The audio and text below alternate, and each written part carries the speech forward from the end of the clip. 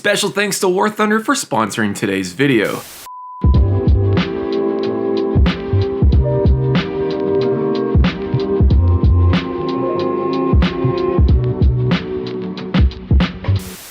Alright, so get this. The original Xbox is older than half of the kids playing Fortnite today. It is home to some of the most influential games of the 2000s, and it's still widely considered as one of the best retro home video game consoles that you can buy in 2025. Well, at least in my opinion. What many people don't realize about the original Xbox, however, is that it used to have a once thriving hacking and bootleg scene that nowadays seems to have faded away into obscurity. Since we've already covered the PlayStation 2 so far in this series, I thought, why don't we go explore the original OG Xbox while we're at it as well. So in today's video, I'll be taking you on a journey through the wacky and goofy world of bootleg Xbox games. From exploring this ambitious mod that converts Vice City into Silent Hill, to playing bootlegs that I got from the streets of Baghdad. This is exploring illegal original Xbox games.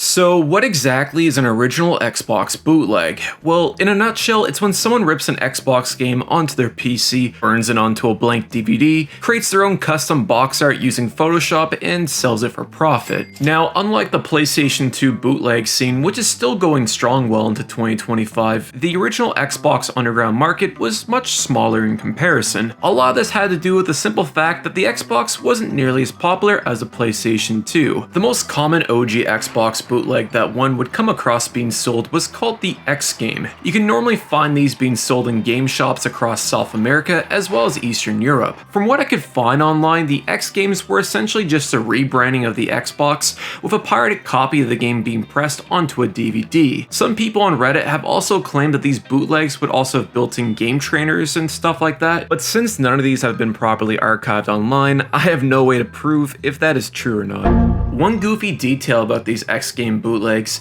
is how it tries to hide the fact that it's supposed to be for an Xbox, even though it only works on an Xbox console. If you take a closer look at the X game disc, it claims to be a DVD game, which I think most people would have interpreted as a PC game. To be fair, they're not lying, but come on man, who are you trying to fool here? Kinda remind me of one of those DVD games that you would play with like a TV remote from back in the day. I also love how the bootleggers had the balls to put their own copyright disclaimer on the disc too. Just so silly, man. Then you have the more unhinged, batshit crazy bootlegs that we all know and love. You can usually find these in game stores across the Middle East. While doing research for this video, I came across this Iraqi TikToker by the name of Angel PlayStation 2. This dude's TikTok is filled to the brim with some of the most obscure, wacky bootlegs that you simply can't find online. Like there's this one bootleg that I think was called Grand Theft Auto Jean-Claude Van Damme Edition that honestly looked kinda dope.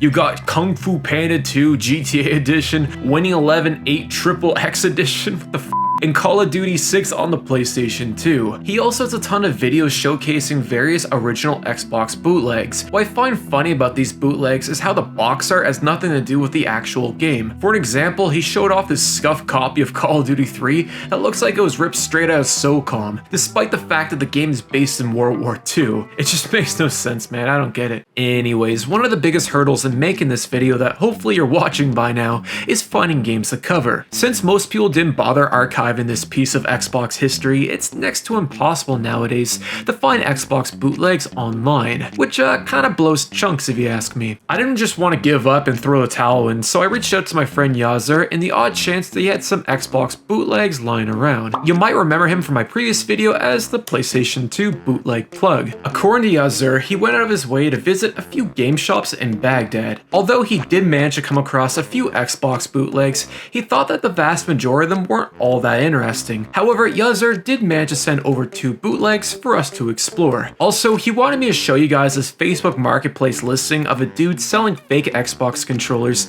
as well as a copy of Modern Warfare 2 for the OG Xbox. If anyone watching this video knows what this bootleg is based on or has gameplay of it, please let me know in the comments down below.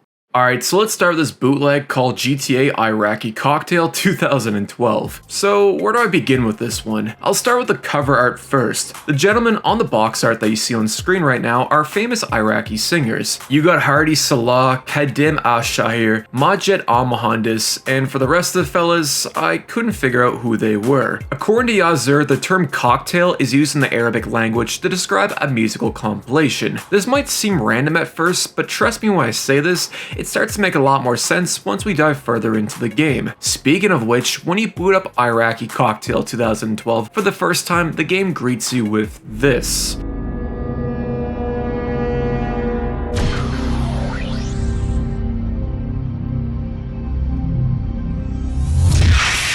Now, Yazar claims the logo belongs to a man who was once one of the most prolific bootleggers within the Middle East. What's weird about this is right after the logo splash screen, it cuts to this old school out of context GTA machinima.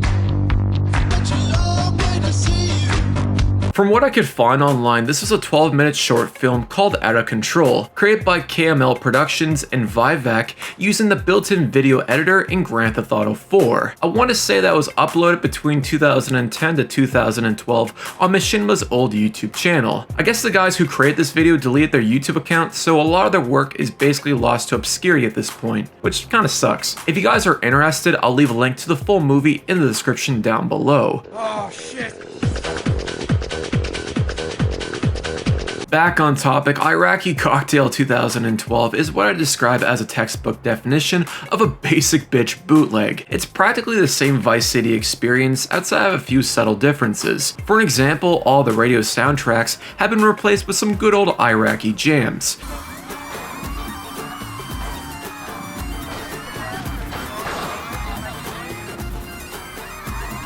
And that's about it. If I could find something to complain about, it would have been nice to see more of an Iraqi influence on Vice City. In theory, you could do small things such as changing the skybox, adding custom textures to the environment, importing vehicle models from the PC version, adding unique weapons, etc. Iraqi Cocktail 2012 feels like Omar spent more time making the box art than he did modding Vice City. Next up, we've got 301 Adventure starring Crash Bandicoot and Donald Duck. Yeah, I remember this classic. Now, this is what's considered a bootleg compilation. Compilation bootlegs are fairly common to come across online or even at a flea market. It's when a bootlegger takes multiple games, compresses them all together into a bootleg sandwich, and fits them perfectly onto a blank DVD. So just think about it from a consumer standpoint, this is actually a really solid deal. Instead of shelling out $60 for one game, you can get 3 games for the same price as a slice of pizza and a can of Crush. You gotta love it. Anyways, 301 Adventure is just a glorified PlayStation 1 emulator known better as PCS Xbox with a few ROMs thrown in for good measure. In terms of performance, it seems like the original Xbox can run most PlayStation 1 games. Both Crash 2 and Donald Duck ran surprisingly well, all things considered. I wouldn't go as far to say that it runs better than native hardware, but it's more than playable in my opinion. The real exception here is Crash Bash, which seemed to be kinda scuffed if you ask me.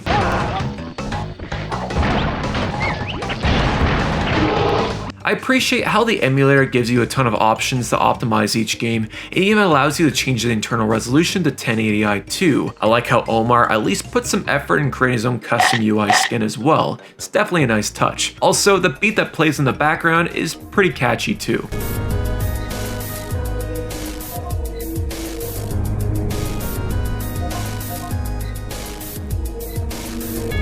Personally, I think it's kinda greasy to sell an emulator that's 100% free to use.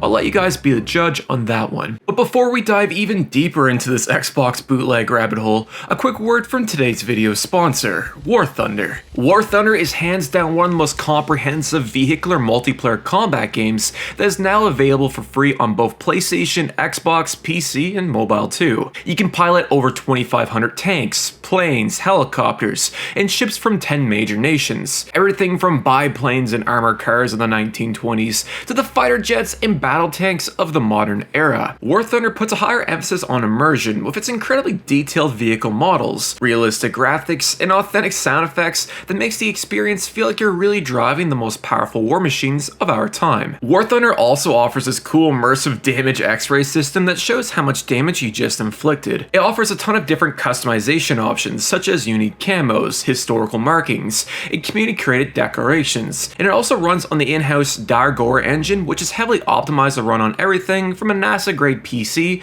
to a potato computer. I like how War Thunder gives you options on how you want to play it. For an example, you can choose to play it in simulator mode, which is perfect for someone who craves more of a grounded, realistic experience. Or if you're like myself who prefers to shoot first and ask questions later, they also have this arcade mode that's a lot more fast-paced and less grounded. And yeah, the world is yours with War Thunder. You gotta love it. Join the worldwide community with over 70 million players in epic PvP battles today. With a huge amount of high-quality content to discover, there's simply no better game suited for fans of military history. Play War Thunder now for free on PC, PlayStation, Xbox, or mobile devices. Use my links in the pinned comment or the video description to sign up. Also, new players and for those who haven't played it in 6 months will also receive a massive bonus pack on PC or consoles that include multiple premium vehicles, the exclusive vehicle decorator known as the Eagle of Valor, 10,000 silver lions, and 7 days of premium account. This is available only for a limited time, so don't miss out. Special thanks again to War Thunder for sponsoring today's video. Now back to some wacky bootlegs.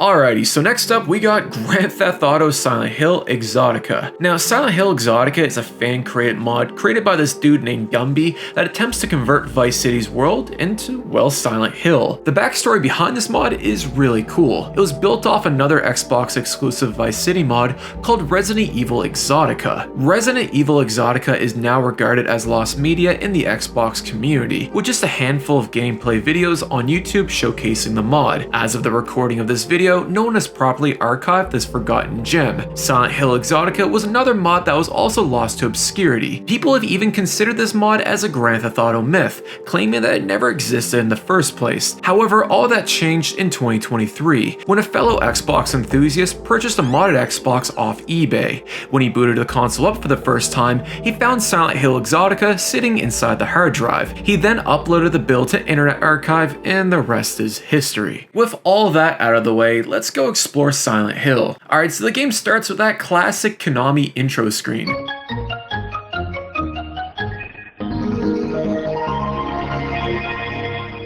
Then it cuts to a busted version of the Silent Hill 1 opening cutscene.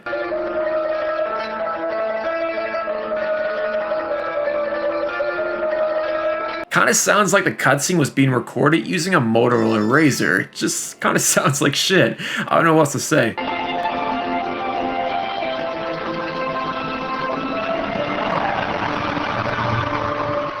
When you first load into Exotica, it spawns you inside an office building, overlooking the streets of Vice City. From here, you're given just one objective: survive for as long as possible. Screw yourself.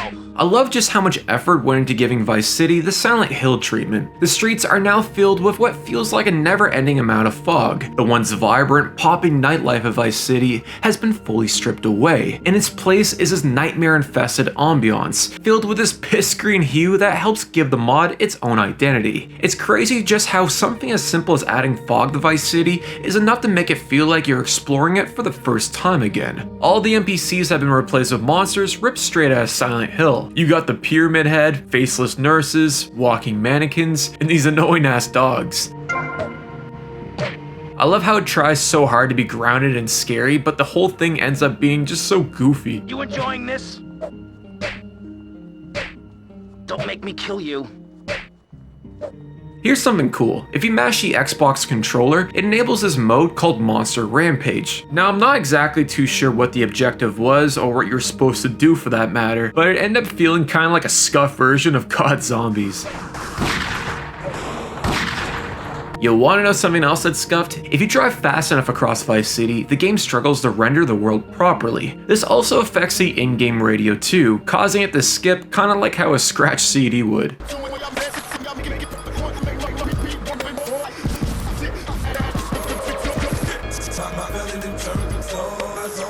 Although I appreciate just how much effort went into creating this mod, I found that after about an hour dicking around, the novelty just started to wear off. You're too stupid to hurt, pal. One of my biggest complaints with this mod is just how it handles exploration. You see, the game actively encourages you to explore the open world to collect money, weapons, and all that jazz. The issue here is that no matter where you are in the world, the game will always spawn monsters around you. This becomes incredibly annoying since you can't stop moving no matter where you are on the map, which in turn makes exploring Vice City impossible. Even if you manage to mow down a swarm of monsters, the game will just respawn them instantly 20 seconds later, making the combat feel kind of pointless if you ask me. Something as simple as creating a designated safe zone within Vice City would have fixed this issue. After all, you want to encourage the player to explore and focus on gathering resources. When you punish them for doing that, it doesn't make for a fun gameplay experience. At the end of the day, this is still a pretty cool mod that I think any fan of either Silent Hill or Grand Theft Auto would appreciate. You can tell that Gumby put in a good amount of effort here, and I think it's one of the better Vice City console mods that I've played so far in this series. Next up, we have what's called Halo 2 Phantom V2.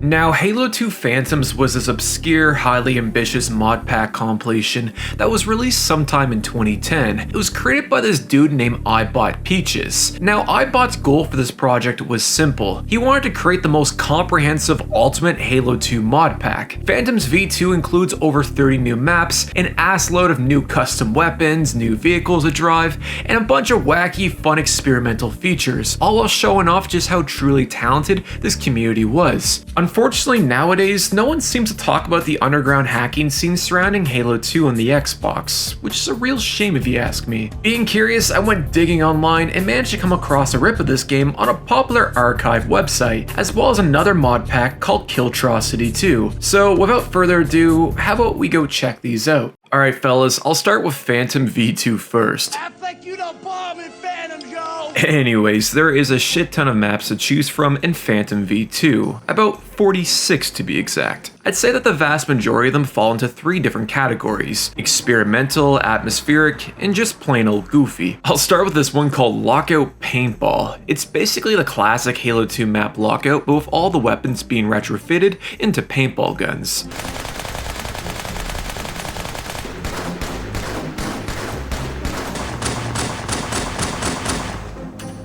One cool detail about Lockout Paintball is how the Halo God announcer has been replaced with a Warhog honking sound effect to make it seem like you're on an actual paintball course. It's kinda clever. You got this one map called Soccer Mounds, which is essentially Halo 2's take on Rocket League. This one takes place inside this makeshift soccer field, where you push this giant soccer ball around using a modified Warhog. Now going into Soccer Mounds, my expectations were admittedly low, but after spending some time with it, I gotta say that it's really solid.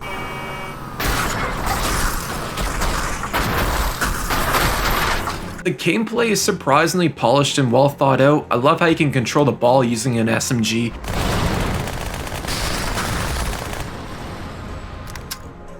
And the whole football mechanic seems to fit Halo 2's physics engine like a glove.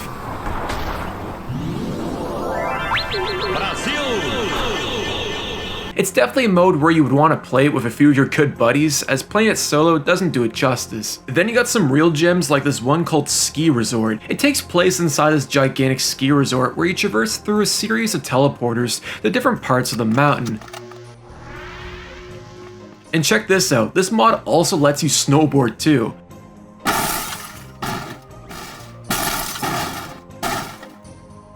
Now the whole snowboarding mechanic does feel like it's being held together by popsicle sticks. But you gotta admit man, this is pretty sick.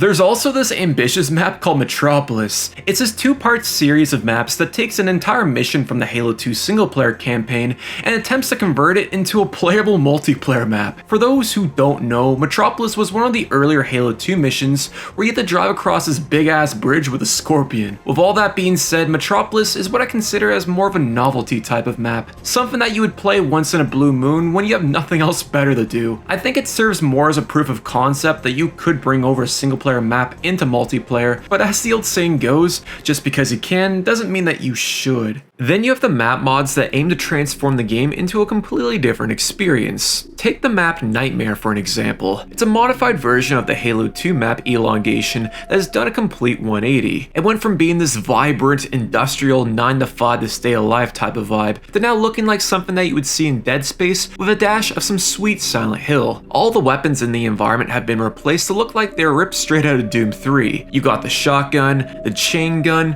the chainsaw, and of course this wouldn't be Doom 3 without having to manually use a flashlight. This is without a doubt hands down one of the best maps in this collection. It manages to not only give new life to Elongation, but also manages to make Halo 2 feel new again. Another map that caught my attention was called Nightwinder 2, which is based on that classic Halo 2 map Containment. Now Nightwinder 2 is a perfect example of just how much attention and detail and love that the community poured into these types of mods. Like, just take a listen for yourself.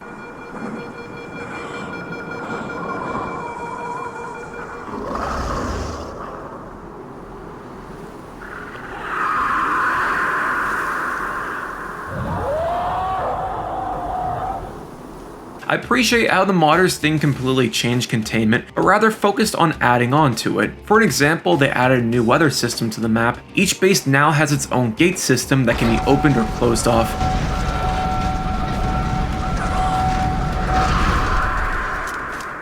There's a great deal of care that went into its audio design, and the list goes on. There's also a few new weapons here in Nightwinder 2, such as a Decayer,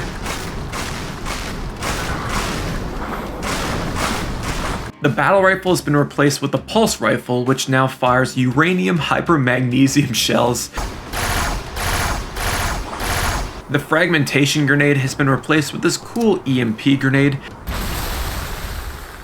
Speaking of grenades, the modders also include the sick skull grenade called the Ignis. Just so cool.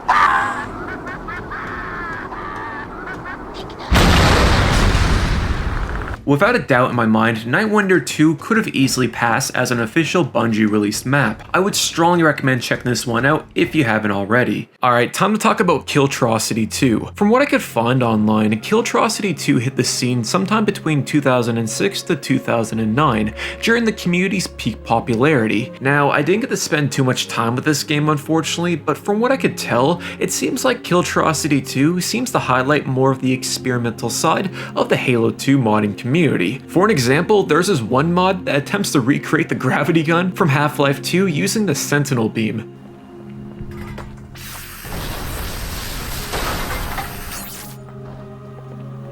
I played on this one mod that took place on, I believe, Zanzibar, that now lets you play as a grunt. Suicide. Not for nothing, it works surprisingly well. There was this cool ass map that I think was called Biohazard 3 or something, where the modders found a way to import the assault rifle from Combat Evolved, and it's really dope. You got this one goofy map called Super Mario World, where the modders took the map burial mounds and successfully managed to make it look like it was ripped straight out of Super Mario 64. I also love how they replaced the moon with a photo of Mario and Luigi staring directly into your soul, and how all the warhogs have been completely retextured to fit the whole Super Mario aesthetic. All I'm gonna say is this was a ton of fun, and it's without a doubt one of the best maps in Killtrocity, hands down. I also wanted to say that I appreciate just how much the Killtrocity team cared about the small details in this mod. Stuff like how they applied their own custom Halo 2 UI skin, changing the main menu music,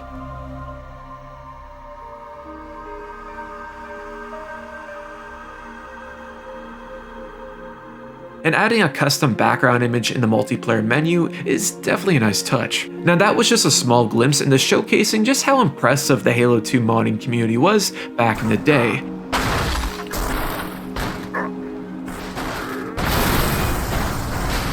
there still is a ton of other Halo 2 mods that I would like to cover in a future video, like this one that attempts to bring Halo CE's combat system into Halo 2, but that's for another day. In short, Killtrocity and Phantom V2 are both time capsules of a bygone era, a simpler time powered by copious amounts of passion and creativity, where the only real limit that existed was both time and your very own imagination. But if you want my unsolicited advice, I strongly recommend checking these out whenever you get the chance. It is 100% worth it. Next up, we got a game that I've never covered in this series before. We got Soul Calibur 2 Plus. Soul Calibur 2. Now, the best way I can describe Soul Calibur 2 Plus is that it's like an enhanced version of the original game. This mod adds in new features, brings over all 3 console exclusive characters to the Xbox port, offers an expanded stage selection for both classic and versus mode, a crap ton of unique character skins to choose from, as well as new playable characters. This project was created by a dude named Azka, as well as being developed by the Soul Calibur 2 modding community. Fun fact, Soul Calibur 2 Plus also works with both the Nintendo GameCube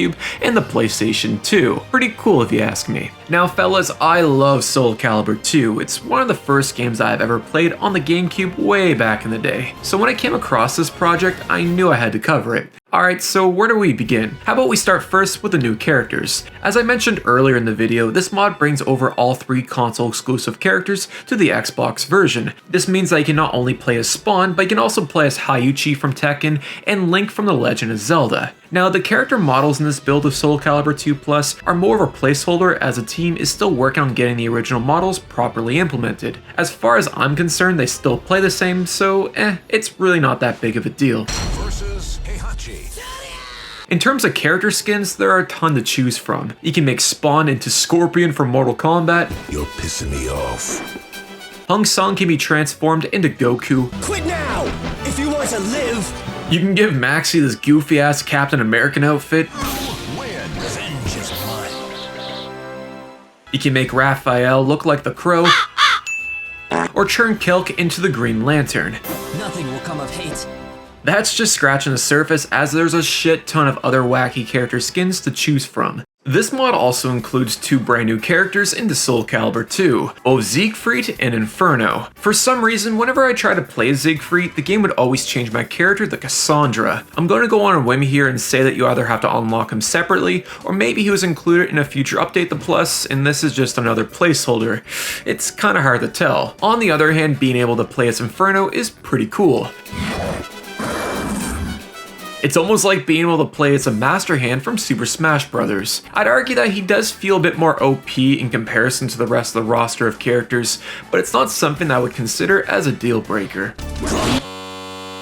Another cool feature that this mod brings to the table is how the team has changed the look of some of the game's stages. Take the stage Imperial Capital for an example. They managed to do a complete 180 on the original art design, and now looks like the stage was dipped straight into a bucket of black and white cel-shaded paint, taking on more of an influence from games like Mad World on the Nintendo Wii. Then you have stages like Kamui Castle, which now looks like it was hit by a massive snowstorm, removing that lo-fi beat aesthetic that the stage once had to now resemble something that you would see in the background of Lost Planet 1. The chapel is another stage that also received a makeover. It's now set at night. A lot of the natural light that used to protrude for the chapel's stained glass windows has been significantly reduced. The whole structure looks like it was set on fire at one point, now taking on more of a grittier atmosphere, which almost makes it look like a brand new stage to the naked eye. I also love how the modders included subtle references to the original Soul Calibur.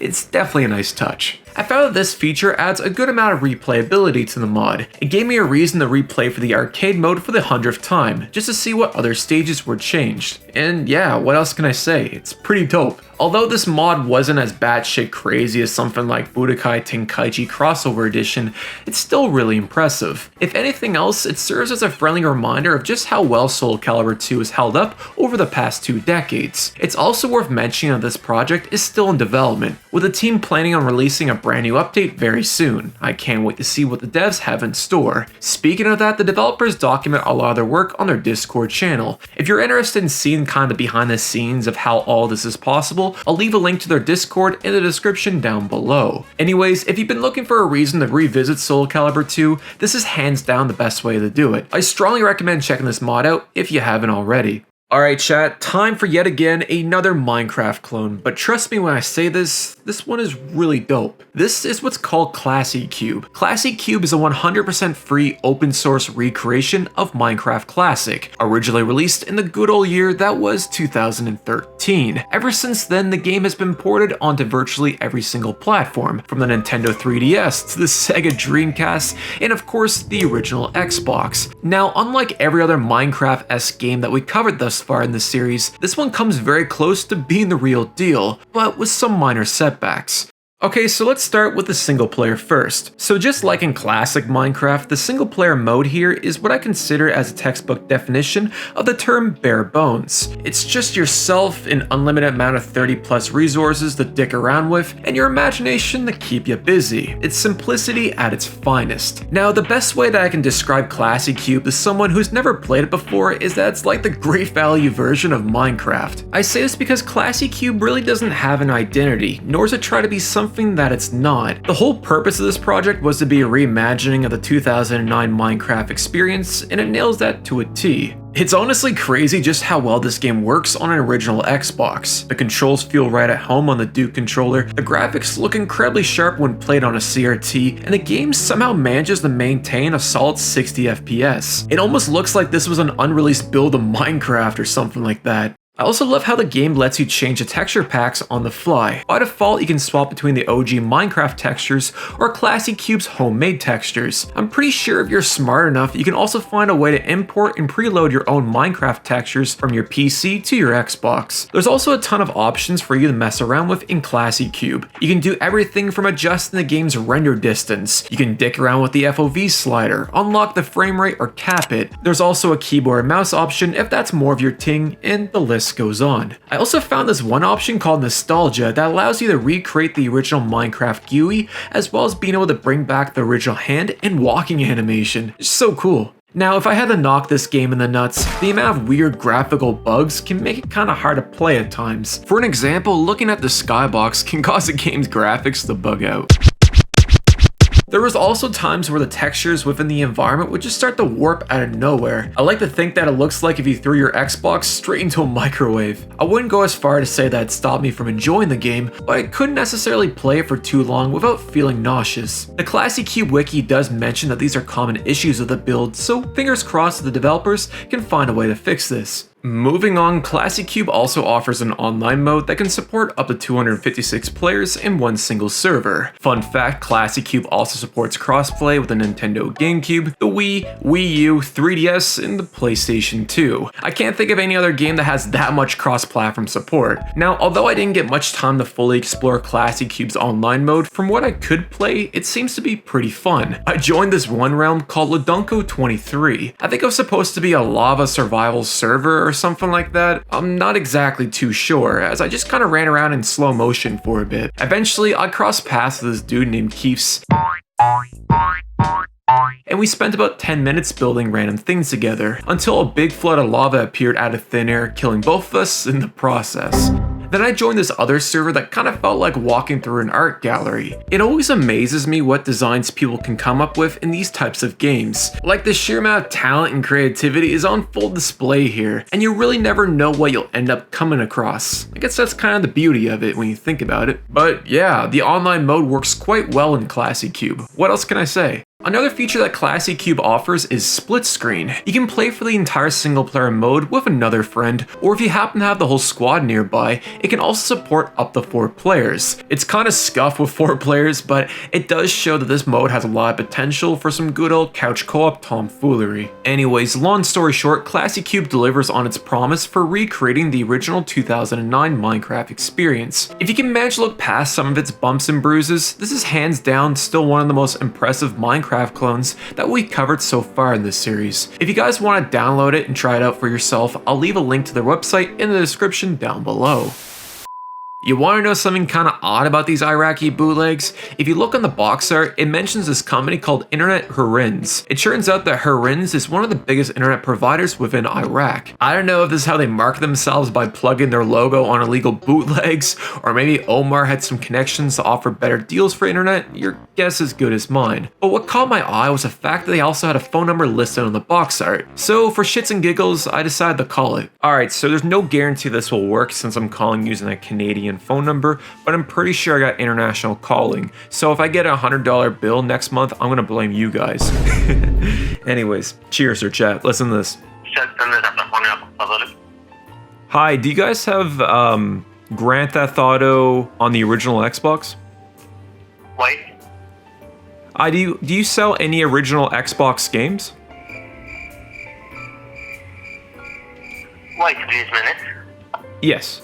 Hi, sir. What do you need? Hi, do you guys have any original Xbox games? Like Xbox games? Like video games? No. No? Okay. Is this a game store by any chance? Did I get the wrong number? Sorry, I understand you. No worries. Thank you so much. Take care. Okay, thank you. Bye. I guess it works, I suppose.